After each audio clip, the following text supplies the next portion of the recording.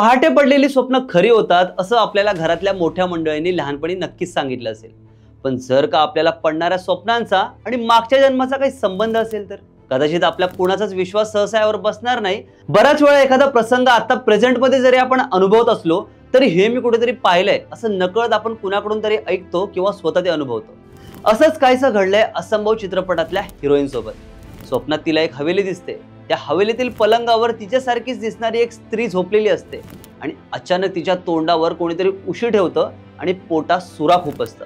स्वप्नातल्या स्त्रीला झालेल्या वेदना स्वप्न पाहणारी हिरोईन सत्यात अनुभवत असते। आता असंभव चित्रपटातलं नेमकं पुनर्जन्माचा कोड काय आहे चला जाणून घेऊयात। नमस्कार, कलाकृती मीडिया मध्ये तुमचं स्वागत आहे। आधी असंभव या मर्डर मिस्ट्री चित्रपटाची कथा काय थोडक्यात जाणून घेऊया। चित्रपटाची कथा साधारणपणे 80चा दशक आणि आजचा काळ अशी कनेक्ट केलेली आहे। तर चित्रपटाची सुरुवात होते मानसी पासून, जी झोपेत स्वतःचा खून होताना पाहते आणि स्वप्नात तिला होणाऱ्या वेदना इथे वर्तमान काळात सुद्धा होत असतात। तडकाफडकी ती जागी होते आणि नेमकं ती का विवळत होती आणि स्वप्नात दिसणारी तिच्यासारखी स्त्री, तिला दिसणारी ती हवेली नेमकी कुणाची आहे आणि त्याचा मानसी सोबत काय कनेक्शन आहे याची स्टोरी बिल्डिंग तयार होते।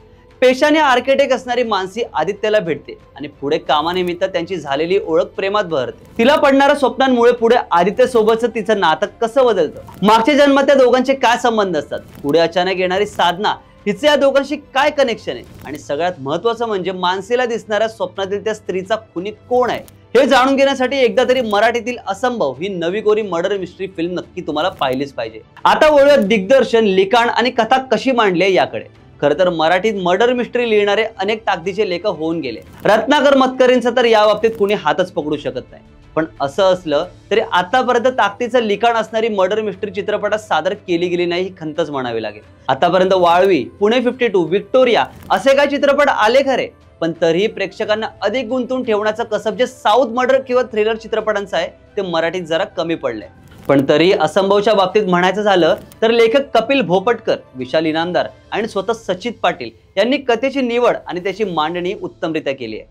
शिवाय दिग्दर्शनाच्या बाबतीत म्हणायचं झालं तर 3.5 आणि क्षणभर विश्रांती या दोन्ही वेगवेगळ्या जॉनरच्या चित्रपटांचं दिग्दर्शन करणाऱ्या सचित कडून ही अशी उत्तम मर्डर मिस्ट्री खरं अपेक्षित नव्हती, पण सचितने तरीही जबरदस्त साकारली आहे। चित्रपटाचा फर्स्ट हाफ फारच प्रेडिक्टेबल आणि जरा रटाळ आहे, म्हणजे कॅरेक्टर आणि स्टोरी बिल्डिंगच्या नादात खुनी कोण असेल याचा काही ठिकाणी थेट अंदाज प्रेक्षक बांधू शकतील असं बऱ्याच जागी होतं। पण सेकंड हाफ जो टर्न घेतो आणि तो प्रेक्षकांना विचार करायला भाग पाडतो आणि त्यांना खुर्चीला खेळून ठेवणारा नक्कीच आहे। सुरुवातीला जरा संत वाटणारी या चित्रपटाची कथा हळूहळू स्पीड घेत एका वेगळ्याच एंडिंगवर प्रेक्षकांना घेऊन जाते। मानसी आणि आदित्य यांची प्रेझेंट मधली लव्ह स्टोरी टिकून राहण्यासाठी मागच्या जन्मात घडलेल्या काही घटनांचा सोक्षमोक्ष लावणं गरजेचं असतं।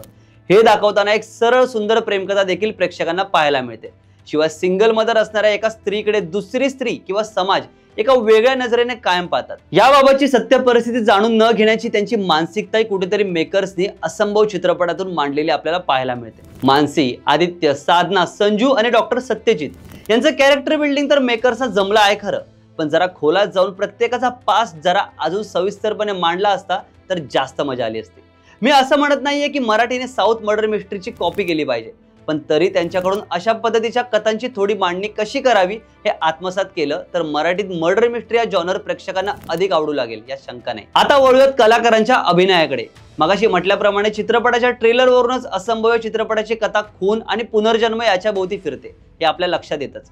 पण असं असताना पुनर्जन्मातील मेन कॅरेक्टर्स आणि मागच्या जन्मातील काही कॅरेक्टर्स जे आजही जिवंत दाखवले आहेत त्यांच्या वयाबद्दल जरा प्रश्नचिन्ह निर्माण होतं। ही एक बाब सोडली असता मुक्ता बर्वे, सचित पाटील, संदीप कुलकर्णी आणि प्रिया बापट यांनी त्यांच्या भूमिकेला 100% न्याय दिलाय। जराशी वेंधळी पण तितकीच आपल्या निर्णयांवर ठाम असणारी मानसी, आपलं प्रेम किती चांगलं आहे हे प्रत्येक क्षणाला सिद्ध करणारा आदित्य आणि 70-80च्या दशकातील सिंगल मदर असणारी साधना सहगल या भूमिका मुक्ता, सचित आणि प्रिया नव्हे तर ती खरी पात्रच आहेत हे प्रेक्षकांना पटवून देण्यात तीनही कलाकार यशस्वी झालेत। शिवाय सायकोलॉजिस्ट डॉक्टर सत्यजित यांची भूमिका संदीप कुलकर्णी यांनी उत्तम साकारली आहे। चित्रपटाचा संगीत आणि बॅकग्राऊंड स्कोअर एव्हरेज आहे। चित्रपटात फक्त एकच गाणं आहे आणि तेही स्टोरी पुढे घेऊन जाण्यासाठी दाखवलंय। एकंदरीत मराठीत आणखी एक थोडीफार बरी मर्डर मिस्ट्री असणारा चित्रपट म्हणून असंभवची एंट्री झाली असं म्हणावं लागेल। काही ठिकाणी पात्रांच्या संवादावरून पुढची स्टोरीलाईन काय असेल असं आपण अज्युम करतो, पण तरीही रेग्युलर मर्डर मिस्ट्री पाहणाऱ्या लोकांना आणि थिएटरमधल्या प्रेक्षकांना एक क्लीन बोल्ड करत शेवट वेगळ्याच वळणावर आणण्यात दिग्दर्शक लेखक खरे उतरलेत. असंभव या चित्रपटाचं डिरेक्शन सचित पाटीलने केलंय, तर को डिरेक्टर आहे पुष्कर श्रोत्री. सचित पाटील या चित्रपटात 4 भूमिकांमध्ये दिसलाय आणि असंभवच्या निमित्ताने उत्कृष्ट आणि दर्जेदार मर्डर मिस्ट्री आणण्यात तो यशस्वी झालाय. तसं म्हणायचं झालं तर खऱ्या अर्थाने असंभव चित्रपटाच्या निमित्ताने मराठीत वेगळा प्रयोग सादर झालाय. कलाकृती मीडिया असंभव चित्रपटाला देत आहे 5 पैकी 3.5 स्टार्स. रसिका हो, कलाकृती मीडिया म्हणजे मनोरंजनाची लयलूट.